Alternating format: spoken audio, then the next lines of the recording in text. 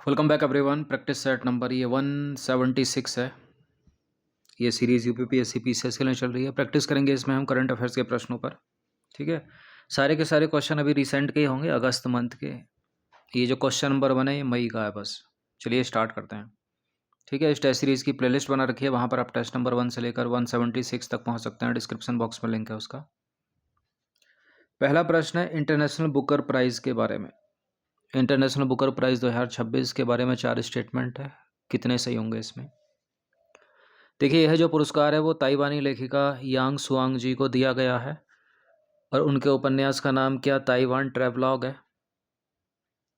और इस उपन्यास का जो अंग्रेजी अनुवाद है वो लिन किंग ने किया है क्या, और यह उपन्यास मूल रूप से स्पेनिश भाषा में है क्या।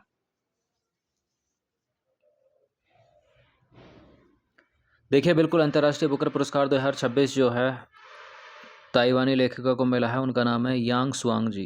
करेक्ट है पहला स्टेटमेंट। ठीक है, इस उपन्यास का जो अनुवादक है, अंग्रेजी में अनुवाद जो किया है वो लिन किंग ने किया है, ये भी ठीक है। उपन्यास का नाम ताइवान ट्रैवलॉग ही है और यह जो उपन्यास है मूल रूप से चीनी भाषा में है, मंदारिन में, स्पेनिश में नहीं है। तो हमको 4 को एलिमिनेट करना पड़ेगा, जहाँ जहाँ 4 है वो नहीं होगा। ठीक है, तो इसका आंसर हो जाएगा 1 2 3, ये है इसका आंसर। तो अंतर्राष्ट्रीय बुकर पुरस्कार 2026 ताइवानी लेखिका यांग सुआंगजी को उनके उपन्यास ताइवान ट्रैवलॉग के लिए मिला है। इस पुस्तक का जो अंग्रेजी अनुवाद है वो लिन किंग ने किया है। ठीक है, और यह पुरस्कार, इस पुरस्कार की जो राशि है वो लेखिका और अनुवादक के बीच आधी आधी बांटी जाती है। पुरस्कार राशि जो है वो 1,00,000 पाउंड है। ठीक है, और ये जो पुरस्कार राशि है वो अभी जुलाई मंथ से ही दोगुनी हुई है। जब ये पुरस्कार मिला था तो उस समय पुरस्कार राशि 50,000 पाउंड थी। वर्तमान में लेकिन ये पुरस्कार राशि जो है वो 1,00,000 पाउंड है। ठीक है, तो अगर 50,000 पाउंड उस समय तक थी तो 25-25 दोनों के बीच बढ़ती थी। 1,00,000 है तो 50,000 पाउंड दोनों के बीच में बटेंगे। इस चीज़ को याद रखना। अभी जुलाई से डबल हुई है ये। तो टू द पॉइंट में देखें तो विजेता का, पुस्तक विजेता या उपन्यास का नाम है ताइवान ट्रैवलॉग और ये जो मूल भाषा है इसकी वो मंदारिन। ठीक है, मंदारिन चीनी भाषा है। ठीक है, या ताइवानी मंदारिन। लेखिका का नाम यांग सुआंग जी, अनुवादक का नाम है लिन किंग और लेखिका और अनुवादक के बीच जो बराबर बराबर विभाजित धनराशि होगी वो है 1,00,000 पाउंड। इस पुरस्कार की जो घोषणा तिथि थी वो 19 मई 2026 थी लंदन में। ये जो धनराशि अभी दोगुनी हुई है, ठीक है, जुलाई 2026 से हुई है, ये याद रखना है इसको। इससे पहले 50,000 पाउंड थी जो लेखिका और अनुवादक के बीच या लेखक और अनुवादक के बीच बराबर बराबर बांटी जाती थी। अब जो बटेगी वो 1,00,000 पाउंड बटेगी, 50,000। एक और चीज़, इस टेस्ट सीरीज़ की या फुल टेस्ट सीरीज़ से जुड़ सकते हैं, नंबर इस पर कॉल या व्हाट्सअप करके। एक छोटा सा अमाउंट है। ठीक है, फुल टेस्ट सीरीज़ आपको पीडीएफ फॉर्मेट में मिलेगी, पेड टेलीग्राम ग्रुप में आपको ज्वाइन कर लिया जाएगा। अगला प्रश्न है क्वेश्चन नंबर 2। निम्नलिखित कथनों पर विचार करेंगे। 2 कथन है यहाँ पर। 7 अगस्त 2026 को राष्ट्रीय हथकरघा पुरस्कार 2026 के विजेताओं को पुरस्कार प्रदान किया गया। इसमें 3 संत कबीर हथकरघा पुरस्कार विजेता और 19 राष्ट्रीय हथकरघा पुरस्कार विजेता शामिल हैं, यानी टोटल हो गए 22। कुल 22 पुरस्कार दिए गए होंगे, जिनमें से 19 राष्ट्रीय हथकरघा पुरस्कार विजेता और 3 है संत कबीर हथकरघा पुरस्कार विजेता। और बिल्कुल करेक्ट है दोनों के दोनों स्टेटमेंट, सी होगा इसका आंसर। ठीक है, संत कबीर नेशनल हैंडलूम अवार्ड। तो भारत की राष्ट्रपति ने द्रौपदी मुर्मू ने 7 अगस्त 2026 को राष्ट्रीय हथकरघा समारोह के दौरान यह पुरस्कार प्रदान किया। भारत की समृद्ध हथकरघा परंपराओं के संरक्षण, संवर्धन और विकास में असाधारण योगदान के लिए कुल 22 पुरस्कार विजेताओं को सम्मानित किया गया, जिनमें 19 राष्ट्रीय हथकरघा पुरस्कार और 3 है संत कबीर हथकरघा पुरस्कार विजेता। याद रखना इस चीज़ को। ठीक है, पुरस्कार में शामिल क्या क्या होता है? सोने का सिक्का होता है जड़ा हुआ, ताम्रपत्र, शॉल और प्रमाण पत्र मिलता है। यह पुरस्कार उन हथकरघा बुनकरों और अन्य हितधारकों को सम्मानित करता है जिन्होंने अपने अपने क्षेत्र में उत्कृष्ट रचनात्मकता, गुणवत्ता, नवाचार और उत्कृष्टता का प्रदर्शन किया है। अभी 5 अगस्त 2026 को कौन एयर इंडिया के नए मुख्य कार्यकारी अधिकारी यानी CEO नियुक्त हुए हैं? यही नियुक्त हुए हैं। इनका नाम है टेबोल्डे गेब्रेमरियम। ठीक है, ए है इसका आंसर। 5 अगस्त 2026 को टेबोल्डे गेब्रेमरियम एयर इंडिया के नए मुख्य कार्यकारी अधिकारी यानी CEO नियुक्त हुए। क्या उपलब्धि है इनकी? इन्होंने इथोपियन एयरलाइंस को अफ्रीका की सबसे बड़ी और लाभदायक एयरलाइंस में बदलने का श्रेय है इनके पास, और इन्होंने स्थान लिया है कैंपबेल विल्सन का। क्वेश्चन नंबर 4 पर आ जाइए। 3 से 4 अगस्त 2026 के मध्य ब्रिक्स तकनीकी और व्यावसायिक शिक्षा और प्रशिक्षण सहयोग गठबंधन की अनुसंधान संगोष्ठी 2026 कहाँ आयोजित हुई? देखिए, ब्रिक्स से रिलेटेड बहुत सारी कंफ्यूजिंग जो वार्ताएं हैं, संधियां हैं,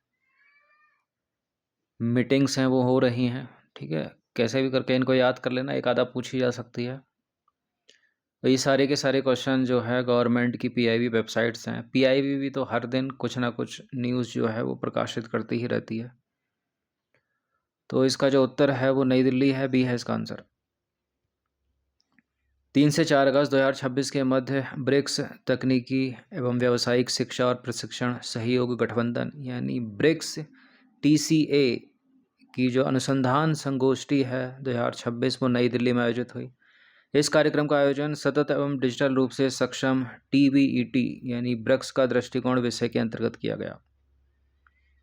इस बैठक में ब्रिक्स देशों, अंतर्राष्ट्रीय संगठनों, शिक्षाविदों और उद्योग जगत तथा प्रशिक्षण संस्थानों के प्रतिनिधि शामिल हुए।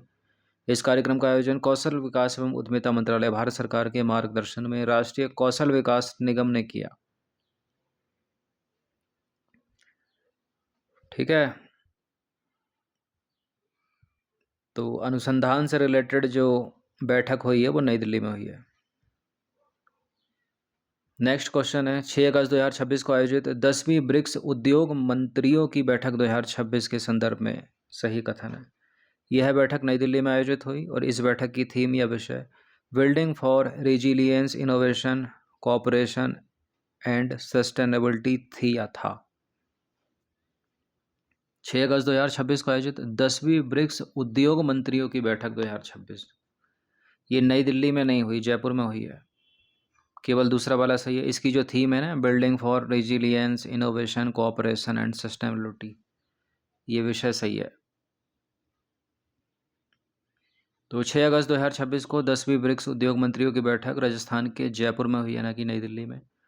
और भारत की अध्यक्षता में हुई इस बैठक का जो मुख्य विषय या थीम वो है building for resilience, innovation, cooperation और सस्टेनेबिलिटी। छठा प्रश्न है 6 से 8 अगस्त 2026 तक बायोफेज इंडिया 2026 का आयोजन उत्तर प्रदेश के किस शहर में किया गया? बायोफेज इंडिया 2026 ये हुआ है यूपी में, उत्तर प्रदेश के ग्रेटर नोएडा में, बी है इसका आंसर। 6 से 8 अगस्त 2026 तक बायोफेज इंडिया 2026 का आयोजन India expo centre and mart greater Noida में किया गया। इसका आयोजन भारत सरकार के वाणिज्य और उद्योग मंत्रालय के तहत कृषि और प्रसंस्कृत खाद्य उत्पाद निर्यात प्राधिकरण न्यूरेनबर्ग मेसे इंडिया के सहयोग से किया गया। तो ग्रेटर नोएडा का नाम याद रखिएगा, क्योंकि हर वो करंट अफेयर्स इंपॉर्टेंट है जो जिसमें उत्तर प्रदेश का कोई शहर, जिला आता हो। 7वां प्रश्न है दूसरा राष्ट्रीय पत्तन सुरक्षा सम्मेलन, second national port security conference 2026 के संदर्भ में इनकरेक्ट स्टेटमेंट है। अगस्त 2026 में नई दिल्ली में इसका आयोजन किया गया और प्रधानमंत्री नरेंद्र मोदी ने इस सम्मेलन का उद्घाटन किया। Second national port security conference 2026 दूसरा राष्ट्रीय पत्तन सुरक्षा सम्मेलन, ये नई दिल्ली में तो हुआ है इसका आयोजन, ठीक है, अगस्त 2026 में। हर काम प्रधानमंत्री नहीं करेंगे, सर्बानंद सोनोवाल ने इसका उद्घाटन किया है, केवल दूसरा वाला सही है। अच्छा, इनकरेक्ट अपने को बताना है, तो केवल दूसरा वाला गलत है, पहला वाला सही है, बी है इसका आंसर। तो 6 अगस्त 2026 को नई दिल्ली में दूसरा राष्ट्रीय पत्तन सुरक्षा सम्मेलन यानी second national port security conference 2026 आयोजित किया गया। केंद्रीय पत्तन, पोत परिवहन और राजमार्ग मंत्री सर्बानंद सोनोवाल ने इस सम्मेलन का उद्घाटन किया। आयोजन स्थल नई दिल्ली। उद्घाटनकर्ता का नाम है सर्बानंद सोनोवाल, केंद्रीय मंत्री है। ठीक है। मुख्य विषय की बात करें, समुद्री सुरक्षा ढांचे को तकनीक आधारित बनाना, साइबर सुरक्षा और भू राजनीतिक जोखिम। प्रमुख घोषणा की बात करें तो मर्चेंट शिपिंग अधिनियम के तहत पत्तन सुरक्षा ब्यूरो का गठन किया जाएगा। प्रतिभागी लगभग 140 प्रतिनिधि, जिनमें भारतीय नौसेना, तटरक्षक बल और गृह मंत्रालय के अधिकारी शामिल थे। इसमें 25 क्वेश्चन है। इसमें 8वां प्रश्न है, निम्नलिखित कथनों पर विचार करेंगे, दो कथन है, कौन सा इसमें सही होगा। 9 से 17 अगस्त 2026 तक देश भर में हर घर तिरंगा 2026 अभियान चलाया जा रहा है, यानी कल तक चलाया गया होगा ये। इस अभियान की शुरुआत 2024 में हुई थी क्या? 24 का तो नहीं है, 24 से पहले ही है, 22 का है। गलत है दूसरा वाला स्टेटमेंट।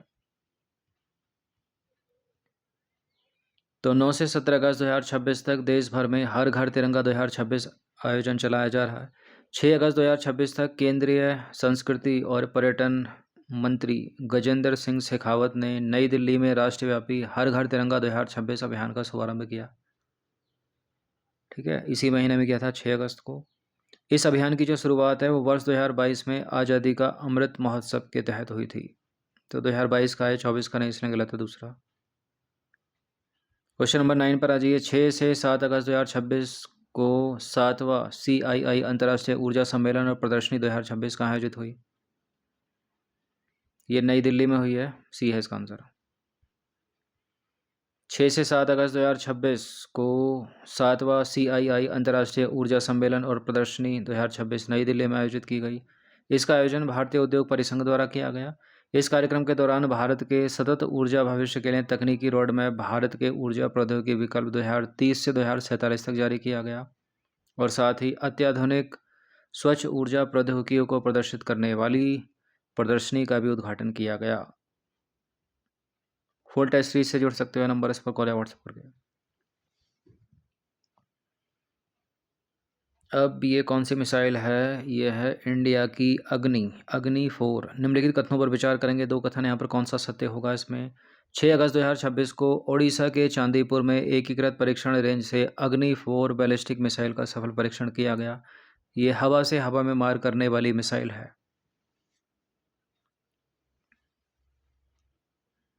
देखिए, इस तरह के प्रश्न में स्टेटमेंट या तो यहाँ से कटेगा कि जो परीक्षण रेंज है वो उड़ीसा का चांदीपुर ना होकर कोई और हो सकती है, लेकिन प्रबल संभावना है कि परीक्षण रेंज गलत नहीं होती है। ठीक है, गलती होती है यहाँ मारक क्षमता को लेकर गलती होगी। ठीक है, वो कैसी मिसाइल है उसको भी इनकरेक्ट कर सकता है एग्जामिनर। ठीक है, ये तो बैलिस्टिक है, मिड रेंज की है। ठीक है, पहला वाला स्टेटमेंट, उड़ीसा के चांदीपुर के एकीकृत परीक्षण रेंज से ही इसका सफल परीक्षण किया गया। ये हवा से हवा में मार करने वाली नई मिसाइल है। हवा से हवा में मार करने वाली मिसाइल नहीं है ये, सतह से सतह में मार करने वाली, यानी सरफेस टू सरफेस है, एयर टू एयर नहीं है। गलत है दूसरा वाला, तो जहाँ जहाँ दो है उसको हटा दीजिए, चूंकि पहला वाला सही है तो डी भी हटा दीजिए। देखिए, 6 अगस्त 2026 को ओडिशा के चांदीपुर स्थित एकीकृत परीक्षण रेंज से अग्नि 4, ये एक बैलिस्टिक मिसाइल है, इसका सफल परीक्षण किया गया और भारतीय सेना की सामरिक बल कमान द्वारा इसका सफल परीक्षण किया गया। ठीक है, स्ट्रेटेजिक फोर्सेस कमांड। अग्नि 4 मिसाइल के बारे में अगर हम टू द पॉइंट देखें तो ये मध्यम दूरी की मिड रेंज एक बैलिस्टिक मिसाइल है। रक्षा अनुसंधान एवं विकास संगठन यानी DRDO के द्वारा इसको डिज़ाइन और निर्मित किया गया है।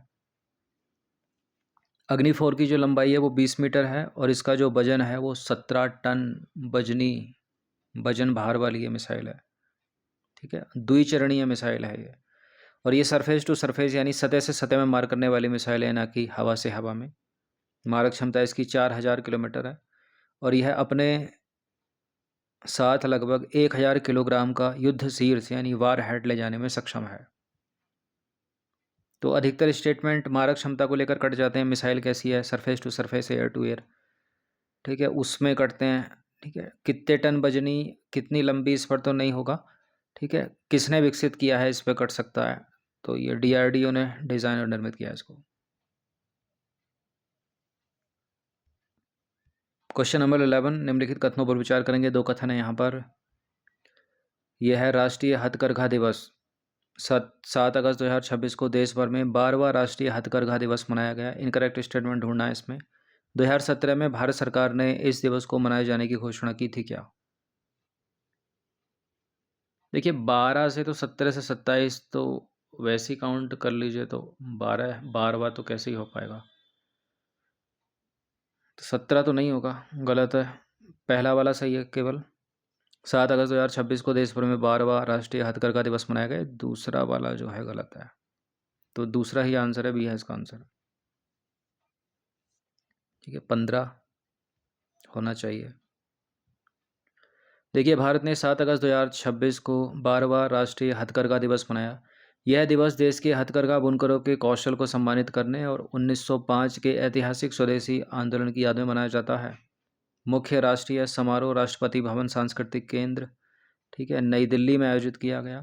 पहला राष्ट्रीय हथकरघा दिवस 7 अगस्त 2015 को चेन्नई में मनाया गया था और इसका उद्घाटन किया था प्रधानमंत्री नरेंद्र मोदी ने, और अब 12वां मनाया है दिल्ली में, नई दिल्ली। थीम की बात करें 12वें राष्ट्रीय हथकरघा दिवस की थीम, हाथ जो राष्ट्र बुनते हैं। ठीक है, hands that wave the nation.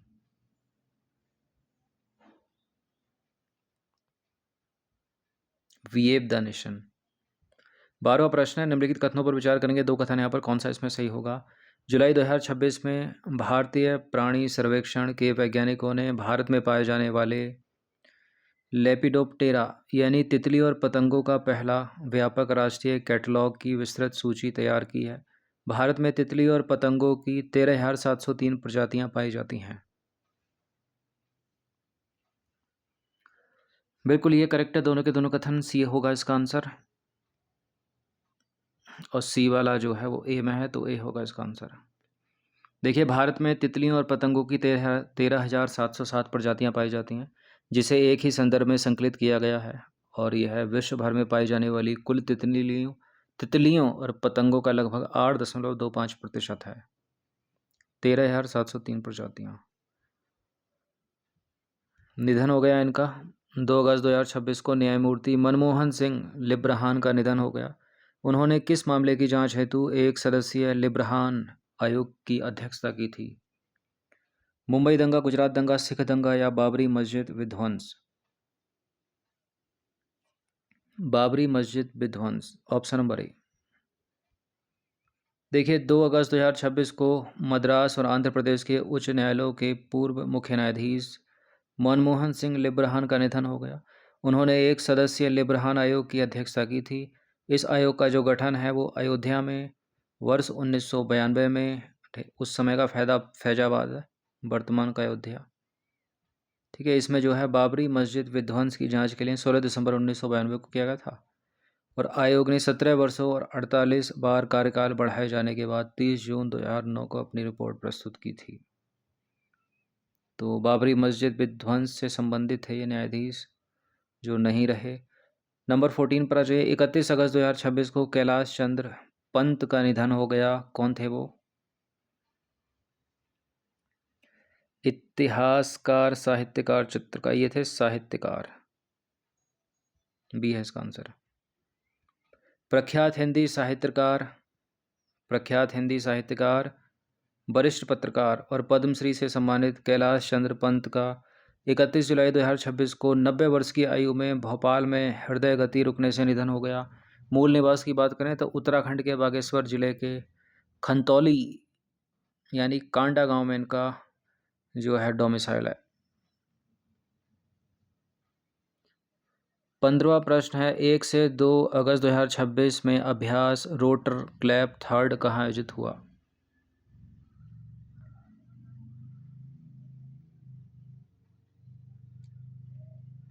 न ये पुणे में हुआ है, न ये हैदराबाद में हुआ है। अभ्यास रोटर क्लैप थर्ड 1 से 2 अगस्त 2026 को ये हुआ है राजस्थान के जैसलमेर में। अगस्त 2026 में भारतीय वायुसेना द्वारा अभ्यास रोटर क्लैप थर्ड का आयोजन राजस्थान के जैसलमेर जिले में स्थित पोखरण फील्ड फायरिंग रेंज में किया गया। इस रोटरी विंग अभ्यास का विषय काउंटर अनमैन्ड एरियल सिस्टम था, यानी ड्रोन रोधी प्रणाली था। इसमें भारतीय वायुसेना की कई हेलीकॉप्टर इकाइयों ने भाग लिया और अभ्यास में मिसाइलों और रॉकेटों का वास्तविक प्रक्षेपण किया गया। इसका मुख्य उद्देश्य हवाई खतरों का पता लगाना, उनकी निगरानी करना और निष्क्रिय करने की क्षमताओं का परीक्षण करना था। नंबर 16 पर आ जाइए। 3 अगस्त 2026 को केंद्र सरकार ने किसे ईरान में भारत का अगला राजदूत नियुक्त किया है? ठीक है, नेगी जी हैं ये, सी है इसका आंसर।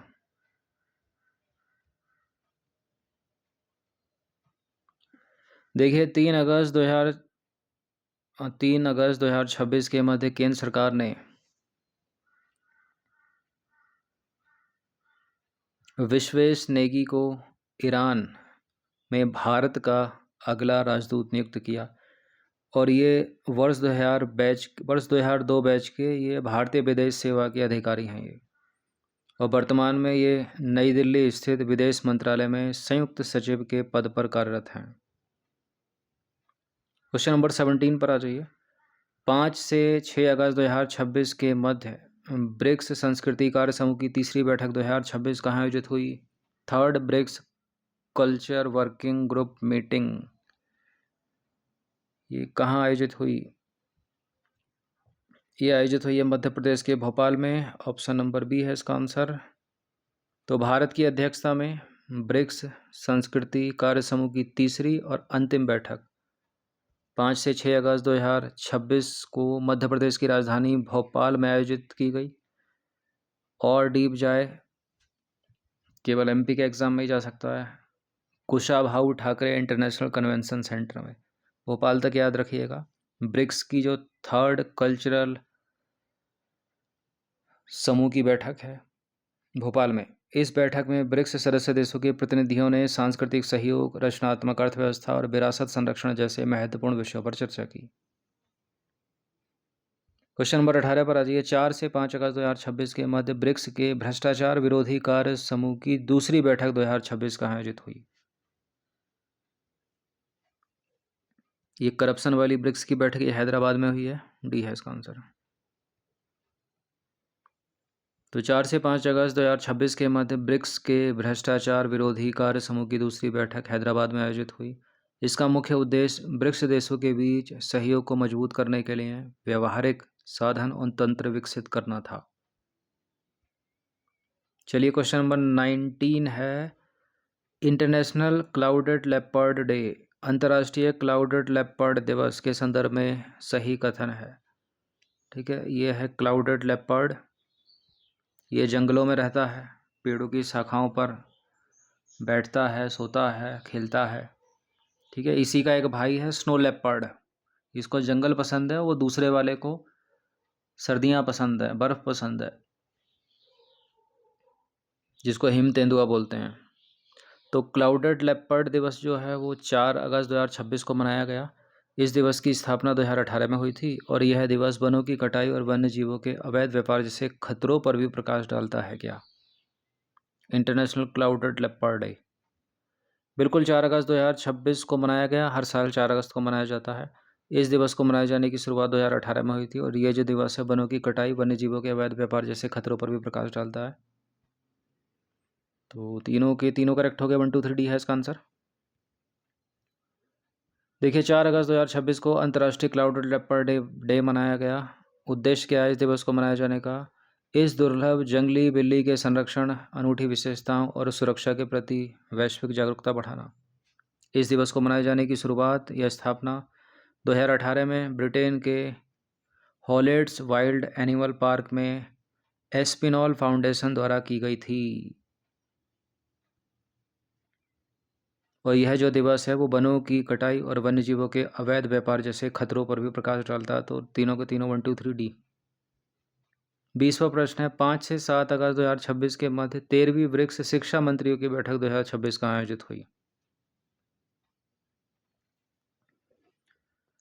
ठीक है, ढेर सारी बैठक हैं ये ब्रिक्स के मंत्रियों की, अलग अलग डिपार्टमेंट की, कुछ ना कुछ रिलेट करके याद कर लेना।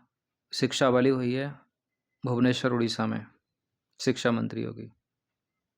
तो 5 से 7 अगस्त 2026 के मध्य 13वीं ब्रिक्स शिक्षा मंत्रियों की बैठक 2026 उड़ीसा के भुवनेश्वर में आयोजित हुई। इस बैठक में ब्रिक्स सदस्य देशों के शिक्षा मंत्री, वरिष्ठ अधिकारी और प्रतिनिधियों ने भाग लिया। 25 प्रश्न है, तो 21 पर आ जाइए। यह है लुमारा नवीकरणीय ऊर्जा प्लेटफॉर्म।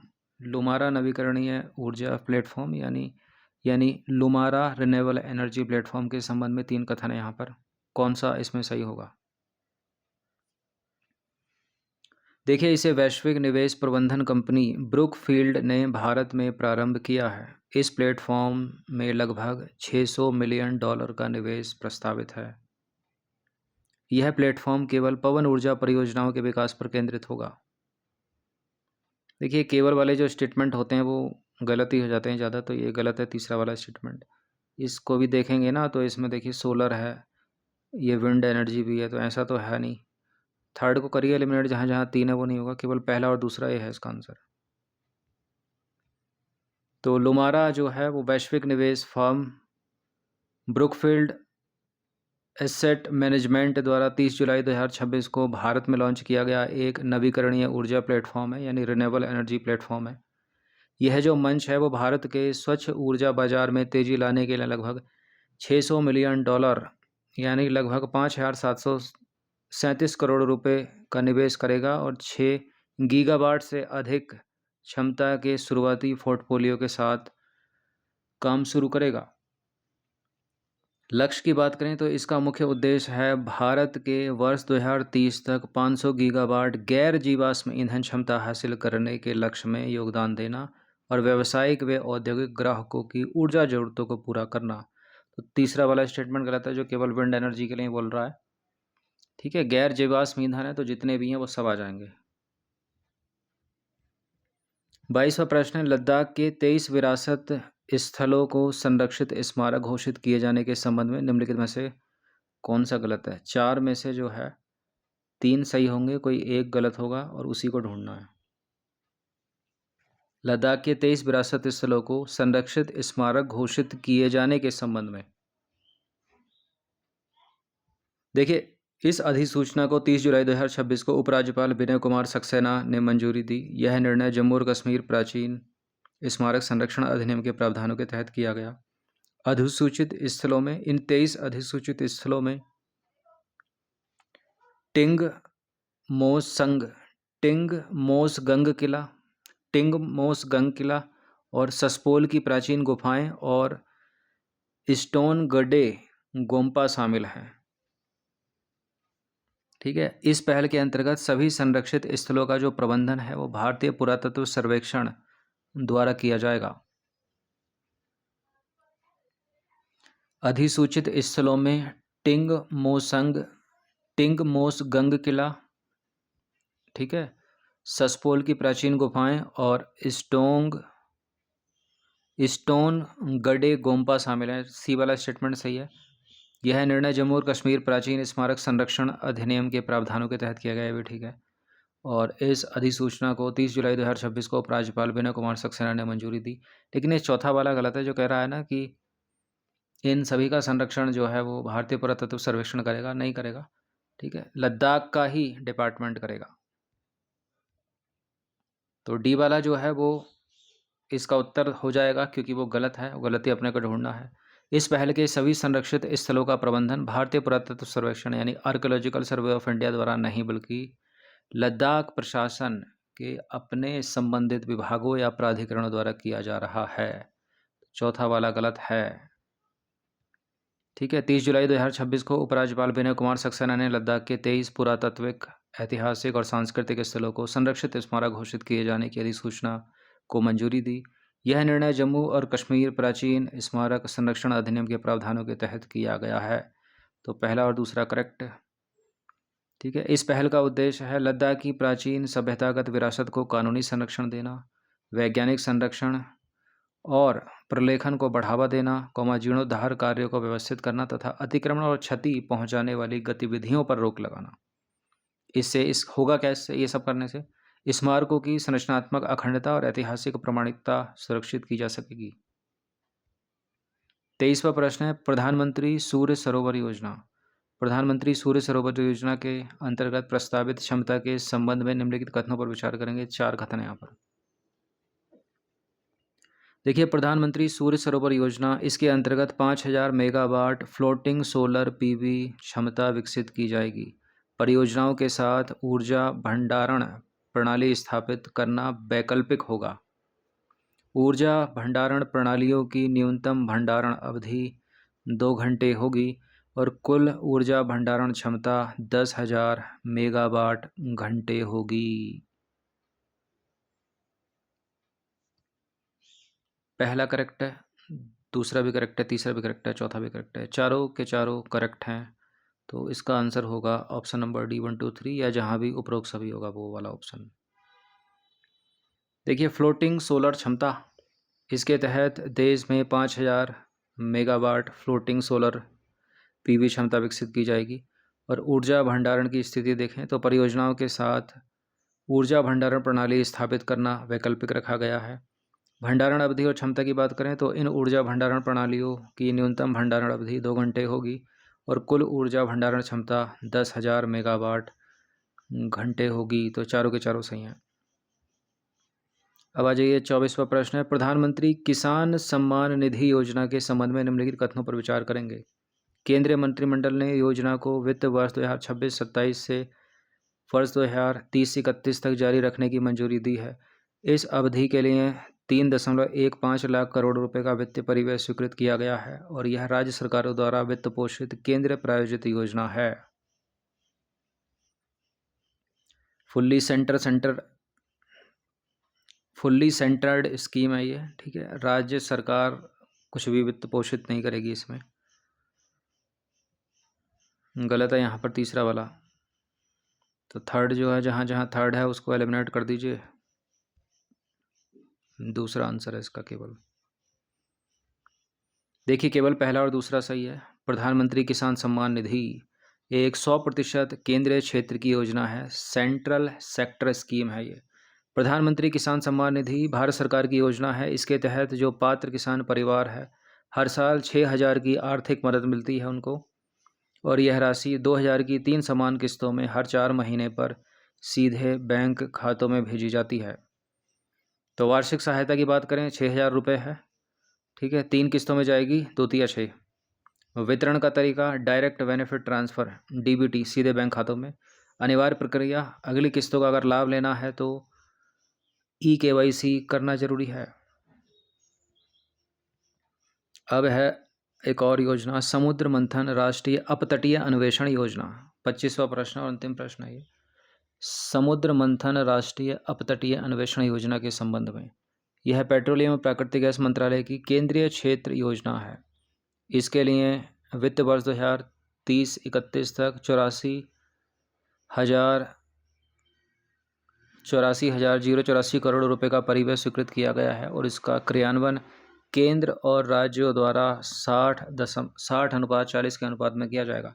यानी 60% धनराशि सेंट्रल गवर्नमेंट देगी और 40% केंद्र सरकार देगी। समुद्र मंथन राष्ट्रीय अपतटीय अन्वेषण योजना,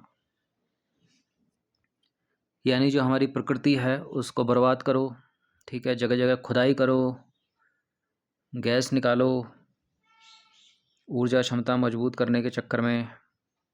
पहला सही है, दूसरा सही है। ये 100% जो है केंद्र सरकार की योजना है, वही वित्त पोषित कर रही है इसको, राज्य सरकार से कुछ भी पैसा नहीं लिया जाएगा। तो एक बार फिर से यहाँ पर थर्ड को एलिमिनेट कर दीजिए, जहाँ जहाँ है। बी है इसका आंसर, केवल 1 और 2। तो तीसरा कथन जो है वो गलत है, क्योंकि ये पूरी तरह से केंद्र सरकार द्वारा वित्त पोषित योजना है, यानी केंद्रीय क्षेत्र की योजना है, ना कि केंद्र और राज्य के बीच 60-40 करेंगे। मंत्रालय की बात करें, पेट्रोलियम प्राकृतिक गैस मंत्रालय की केंद्रीय क्षेत्र योजना है ये। वित्त परिव्यय वित्त वर्ष 2030-31 तक 84,084 करोड़ रुपए स्वीकृत हैं। क्रियान्वयन 100% केंद्रीय क्षेत्र की योजना है, राज्यों के साथ 60-40 नहीं किया जाएगा इसमें। मुख्य उद्देश्य अपतटीय क्षेत्रों में तेल और गैस की खोज में तेजी लाना तथा देश की सुरक्षा, ऊर्जा सुरक्षा को मजबूत करना। ठीक है, देश की ऊर्जा सुरक्षा थोड़ी बहुत मजबूत हो सकती है, लेकिन एनवायरनमेंट का क्या होगा? एट द एंड वो इम्पैक्ट तो ह्यूमन बॉडी पर ही डालेगा ना। चलिए, तो ये 25 प्रश्न थे, प्रैक्टिस इनकी कर लेना। फुल टेस्ट सीरीज से आप जुड़ सकते हैं नंबर इस पर कॉल या व्हाट्सअप करके। एक छोटा सा अमाउंट है, इतना कम इसलिए रखा है ताकि सभी लोग इसको इजीली अफोर्ड कर सकें। फुल टेस्ट सीरीज जो है वो PDF फॉर्मेट में मिलेगी आपको, पेड टेलीग्राम ग्रुप में ज्वाइन कर लिया जाएगा।